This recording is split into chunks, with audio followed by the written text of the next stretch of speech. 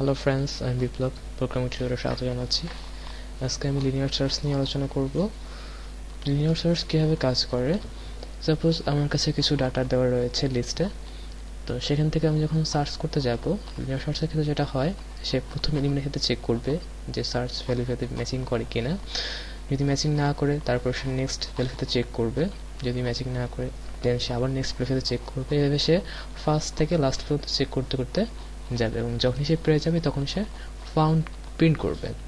তো চলো দেখি আমরা কীভাবে কোড করতে হবে। তো যথারীতি আমি কোডটা করতেছি। তো ইনটি মেইন ভিতরে আমরা আমাদের কোডটা লিখবো। প্রথমে আমাদের ভ্যারিয়েবল অ্যাসাইন করে দিতে হবে। তো আমরা যে ফার্স্টে যে লিস্টটা দেওয়া থাকবে, সাপোজ আমি অ্যারেতে সেই লিস্টটা নিচ্ছি, অ্যারে সাইজ 10 দিয়ে দিলাম এবং 10টা ভ্যালু দিয়ে দিচ্ছি। সাপোজ 4, 3, 7, 9, 2, 13, 17, 6, 1, 23। আচ্ছা, 10টা ভ্যালু হয়ে গেছে। তো আমরা যে ভ্যালু দিয়ে সার্চ করব, মনে করি সেটা হচ্ছে কি। আর আমরা কি করব, আমরা প্রতি স্টেপে কি করতেছি, প্রথম থেকে শুরু করে শেষ পর্যন্ত যেহেতু আমাদের সার্চ করতে হবে, তো এই কাজটা কি আমরা প্রতিটা স্টেপের জন্য আলাদাভাবে কোড করব না, আমরা একটা ফর লুপ চালাতে পারি, তো কি কাজটা খুব সহজ হয়ে যায়। তো সেই জন্য একটা ভেরিয়েবল আই নিয়ে নিলাম আপাতত। ঠিক আছে, তো আমরা কোন ভ্যালুটা সার্চ করতে যাচ্ছি, ধরলাম আমি সার্চ করতে যাচ্ছি 6, তো কি সমান 6 অ্যাসাইন করে দিলাম। এরপর যেহেতু আমি সার্চ করবো ফার্স্ট থেকে লাস্ট পর্যন্ত, সো এটা ফর লুপে সাহায্য করবো। For i equals 0, i is less than, যেহেতু আমাদের 10টা ভ্যালু রয়েছে, কত হবে, i is less than 10, অর্থাৎ লুপটা আমার 10 বার ঘুরবে। আর প্রতিবার কি হবে, লুপের মান এক করে বেড়ে যাবে, অর্থাৎ i++। বাস, ফর লুপের কাজ শেষ। তো ফর লুপে কন্ডিশন দেওয়া হয়ে গেছে। এখন আমি ফর লুপে কি কাজ করব, আমি প্রতিবার চেক করব যে আমার যে প্রথম যে এলিমেন্টগুলো আসে সেই এলিমেন্টের সাথে আমার কিগুলো ম্যাচ করে কিনা।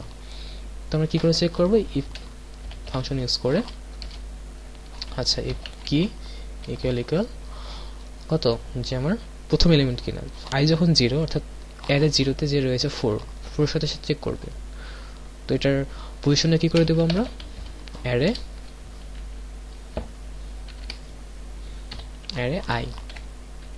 আই কেন দিলাম আমরা, আই যখন 0 তখন হচ্ছে অ্যারে 0, অ্যারে পজিশন 0 মানে হচ্ছে সে 4 এর সাথে সে চেক করবে। আবার আই যখন 1, তার মানে কত হচ্ছে অ্যারে 1, অর্থাৎ 3, তখন সে 3 সাথে চেক করবে। এভাবে সে 10 পর্যন্ত প্রত্যেকটা ভ্যালুর সাথে চেক করবে। তো ইফের কন্ডিশন দেওয়া শেষ। কন্ডিশন যখন ফিল আপ করবে তখন সে কি করবে, আমরা সেই অর্ডারে দিয়ে দিচ্ছি, কি প্রিন্ট করবে, যদি সে পেয়ে যায় প্রিন্ট করবে ফাউন্ড, printf ফাউন্ড।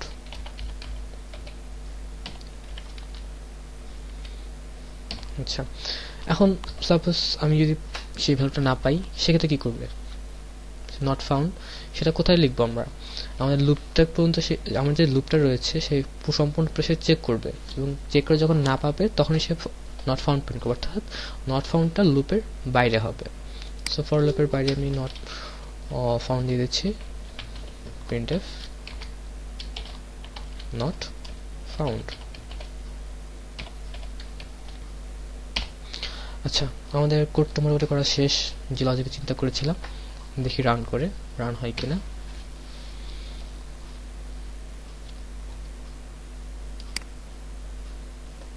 আচ্ছা, ফাউন্ড নট ফাউন্ড দুইটাই প্রিন্ট করতেছে।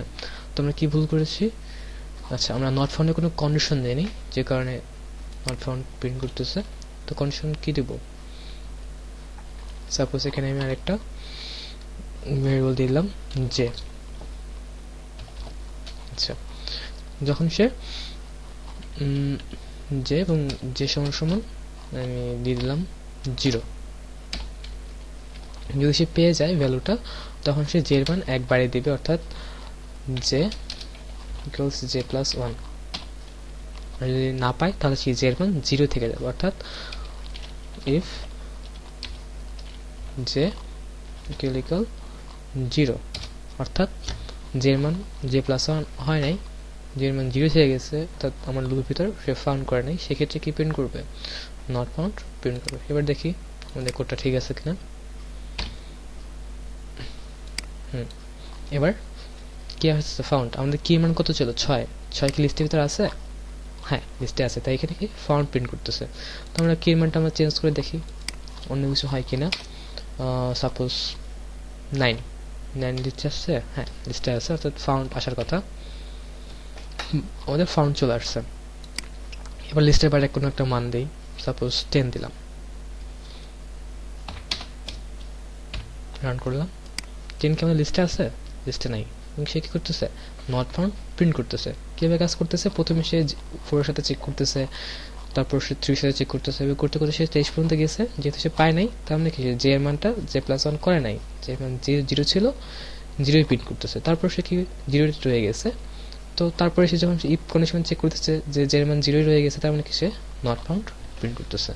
তো এটাই হচ্ছে লিনিয়ার সার্চ। ধন্যবাদ সবাইকে।